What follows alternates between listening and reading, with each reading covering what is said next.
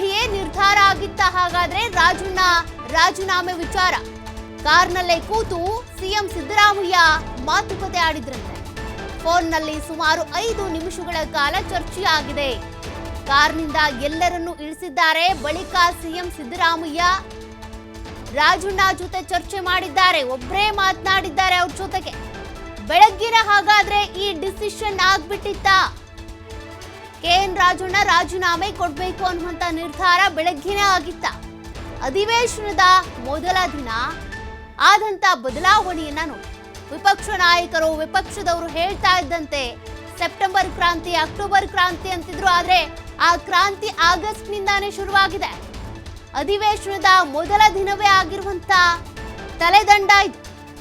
ಈಗಾಗಲೇ ಬಿ ನಾಗೇಂದ್ರ ಸಚಿವ ಸಂಪುಟದಿಂದ ಹೊರಗಿದ್ದಾರೆ ರಾಜೀನಾಮೆ ಕೊಟ್ಟು. ಈಗ ಮತ್ತೊಂದು ವಿಕೆಟ್ ಪತನ ಆಗಿದೆ.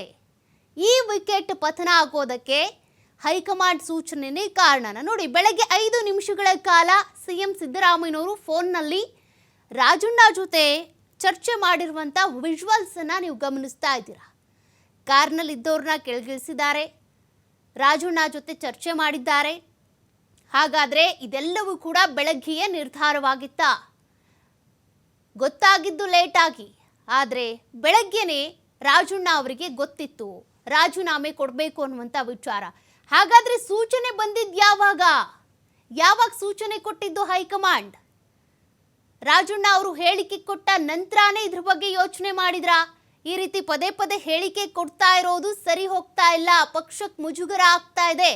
ಪಕ್ಷ ಒಂದು ಕಡೆ ಸ್ಟ್ಯಾಂಡ್ ಆಗಿದ್ರೆ ರಾಜಣ್ಣ ಅವರು ಅದಕ್ಕೆ ವಿರುದ್ಧವಾಗಿದ್ದಾರೆ ಅನ್ನುವಂಥ ಕಾರಣಕ್ಕೆ ಹೈಕಮಾಂಡ್ ಈ ನಿರ್ಧಾರವನ್ನ ತೆಗೆದುಕೊಳ್ತಾ.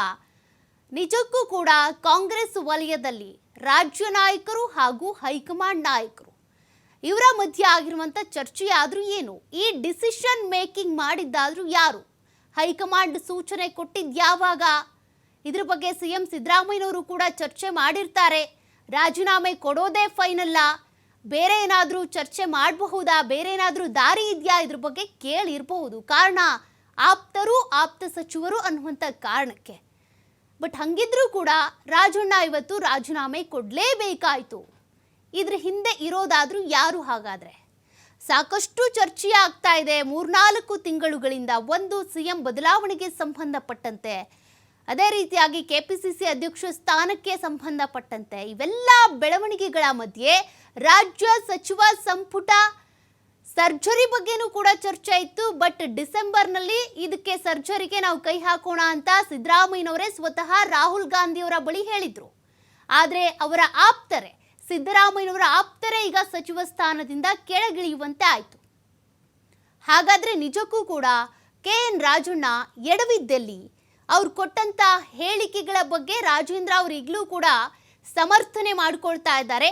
ಅವ್ರು ಹೇಳಿರುವಂಥ ಹೇಳಿಕೆ ಯಾವುದೂ ಕೂಡ ತಪ್ಪಿಲ್ಲ. ಅವರು ಕೂಡ ಹಿರಿಯ ನಾಯಕರು, ಕಾಂಗ್ರೆಸ್ನ ಹಿರಿಯ ನಾಯಕರು, ಹಿರಿಯ ಸಚಿವರು ಅಂತ ಅದರಲ್ಲಿ ಯೋಚನೆ ಮಾಡೇ ಮಾತನಾಡಿರ್ತಾರೆ. ಆಗ ವಿಧಾನಸಭಾ ಚುನಾವಣೆಯನ್ನು ಗೆದ್ದು ನಮ್ಮ ಸರ್ಕಾರನೇ ಇತ್ತು, ಲೋಕಸಭಾ ಚುನಾವಣೆ ನಡೆಯುವಂಥ ಸಂದರ್ಭದಲ್ಲಿ ಮತಪಟ್ಟಿ ತಯಾರಿಯ ಸಂದರ್ಭದಲ್ಲಿ ಹಂಗೇನಾದರೂ ಇದ್ದಿದ್ರೆ ನಾವೇ ಸರಿಪಡಿಸ್ಕೊಳ್ಬಹುದಾಗಿತ್ತು. ನಾಚಿಕೆ ಅಂತ ಬಂದರೆ ನಾವೇ ನಾಚಿಕೆ ಪಡಬೇಕು ಅಂತೇಳಿ ನಮ್ಮ ತಂದೆಯವರು ಹೇಳಿಕೆ ಕೊಟ್ಟಿದ್ದಾರೆ. ಅದರಲ್ಲಿ ತಪ್ಪೇನಿದೆ ಅಂತ ರಾಜೇಂದ್ರ ಅವರು ಪ್ರಶ್ನೆ ಮಾಡಿದರು. ಇಷ್ಟೆಲ್ಲ ಬೆಳವಣಿಗೆಗಳು ಇವತ್ತೇನಾಯಿತು? ಇದೆಲ್ಲವೂ ಕೂಡ ಪೂರ್ವ ನಿಗದಿತನಾ? ಮೊದಲೇ ರೆಡಿ ಆಗಿಬಿಟ್ಟಿದ್ರ ರಾಜಣ್ಣ ರಾಜೀನಾಮೆ ಕೊಡಬೇಕು ನಾನು ನಾಳೆ ಅಂತೇಳಿ? ಅವರು ಬೆಳಗ್ಗೆನೇ ಸಿದ್ದರಾಮಯ್ಯನವರ ಜೊತೆಗೆ ಮಾತನಾಡಿದ್ದಾರೆ. ಅಷ್ಟೇ ಅಲ್ಲ, ಸಿದ್ದರಾಮಯ್ಯನವ್ರನ್ನ ಭೇಟಿಯಾದಂಥ ಸಂದರ್ಭದಲ್ಲಿ ಸಿದ್ದರಾಮಯ್ಯನವ್ರು ಕೇಳಿದ್ದಾರೆ, ಹೈಕಮಾಂಡ್ ಈ ರೀತಿಯಾಗಿ ಸೂಚನೆ ಕೊಟ್ಟಿದೆ, ನಿರ್ಧಾರ ತೆಗೆದುಕೊಂಡಿದೆ, ಏನು ಮಾಡೋದು ಅಂತ. ಆಗ ಕೆಎನ್ ರಾಜಣ್ಣ ಕೇಳಿದ್ದು ಒಂದೇ ಮಾತು, ನಿಮ್ಮ ಮಾತು ನನಗೆ ಮುಖ್ಯ, ನೀವೇನು ಹೇಳ್ತೀರಾ?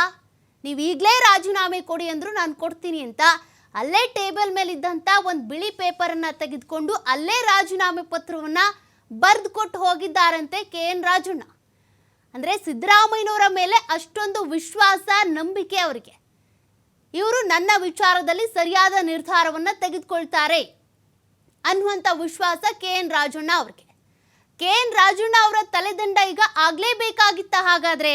ಕಾರಣ ಎಸ್.ಟಿ. ಸಮುದಾಯದವರು, ವಾಲ್ಮೀಕಿ ಸಮುದಾಯಕ್ಕೆ ಸೇರಿರುವಂಥವ್ರು, ಇಂಥವರ ತಲೆದಂಡ ಈ ಸಂದರ್ಭದಲ್ಲಾದರೆ ಮುಂಬರುವಂಥ ಸ್ಥಳೀಯ ಚುನಾವಣೆಗಳು, ಅದೇ ರೀತಿಯಾಗಿ ಬೇರೆ ಬೇರೆ ರಾಜ್ಯಗಳ ಚುನಾವಣೆಗಳ ಮೇಲೆ ಕಾಂಗ್ರೆಸ್ ಪಕ್ಷಕ್ಕೆ ಯಾವ ರೀತಿಯಾಗಿ ಡ್ಯಾಮೇಜ್ ಆಗಬಹುದು, ಇದ್ರ ಬಗ್ಗೆ ಹಾಗಾದರೆ ಹೈಕಮಾಂಡ್ ನಾಯಕರಿಗೆ ಅರಿವಿಲ್ವಾ, ಅದ್ರ ಬಗ್ಗೆ ಅವ್ರು ಗಮನ ಹರಿಸ್ತಾ ಇಲ್ವಾ?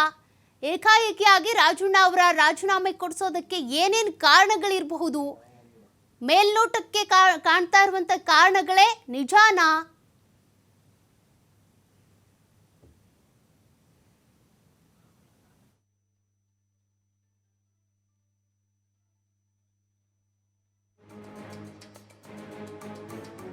ನೋಡಿ, ಸಿಎಂ ಸಿದ್ದರಾಮಯ್ಯನವರು 5 ನಿಮಿಷಗಳ ಕಾಲ ಮಾತನಾಡಿದ್ದಾರೆ KN ರಾಜಣ್ಣ ಅವರ ಜೊತೆಗೆ.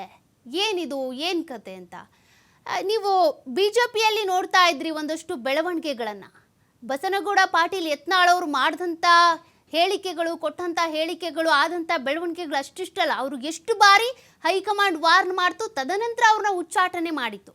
ಬಟ್ ಇಲ್ಲಿ KN ರಾಜಣ್ಣ ಅವರ ವಿಚಾರದಲ್ಲಿ ಹೈಕಮಾಂಡ್ ನಾಯಕರು, ಕಾಂಗ್ರೆಸ್ನ ಹೈಕಮಾಂಡ್ ನಾಯಕರು ದಿಢೀರಂತ ಈ ಒಂದು ನಿರ್ಧಾರವನ್ನು ತೆಗೆದುಕೊಂಡ್ರ? ಅವರನ್ನು ಕರೆಸಬಹುದಿತ್ತು, ಶಿಸ್ತು ಸಮಿತಿಯಿಂದ ಅವರಿಗೆ ವಾರ್ನ್ ಮಾಡಬಹುದಾಗಿತ್ತು. ಅವರು ಹಿರಿಯ ನಾಯಕರು ಬೇರೆ, ಈ ರೀತಿಯಾಗಿ ನಡೆಸ್ಕೊಂಡಿದ್ದು ಸರಿನಾ ಅನ್ನುವಂಥ ಚರ್ಚೆ ಕೂಡ ಈಗ ಶುರುವಾಗ್ತಾ ಇದೆ. ಶಾಸಕರು, ಸಚಿವರು ಈಗ ಸಿಎಂ ಜೊತೆ ಮಾತನಾಡೋದಕ್ಕೆ ಅಂತ ಅವ್ರ ಕಚೇರಿಗೆ ದೌಡಾಯಿಸಿದ್ದಾರೆ ಅನ್ನೋ ಡೀಟೇಲ್ಸ್ ಸಿಗ್ತಾ ಇದೆ.